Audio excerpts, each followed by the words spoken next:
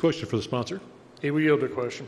Mr. Sponsor, the way you've explained the specific scenarios and explained the law, I would be fully supportive of. However, as I read the language, it causes me to remember the years before I became a legislator when I protested in the rotunda, I protested on the front steps, I protested in the lawn, I protested on the patio. And some of those times we were threatened by the governor under arrest. So my concern here is that as I participated in those and as well as organized them, would I have been guilty of the conspiracy offense that you describe in here?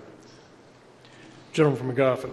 So first of all, anything outside the buildings is not covered under this statute, okay? Secondly, going back over the years since I've been here, we've had this building literally restricted and not allowing any more people in because of fire issues. We were packed, and they were screaming and yelling outside these chambers. That voice did not get loud enough to prevent us from doing our business. So that would not be applicable. It's not stopping us from doing our business. This is just for those that are stopping us from conducting the business of the General Assembly. Gentleman from Jefferson.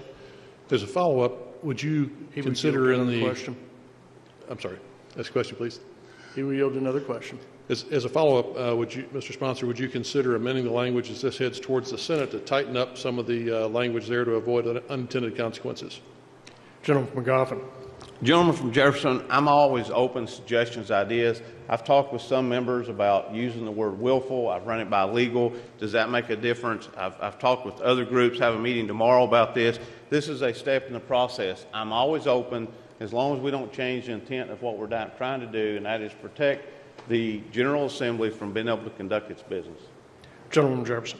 Thanks, sir. With that assurance, I will be voting yes.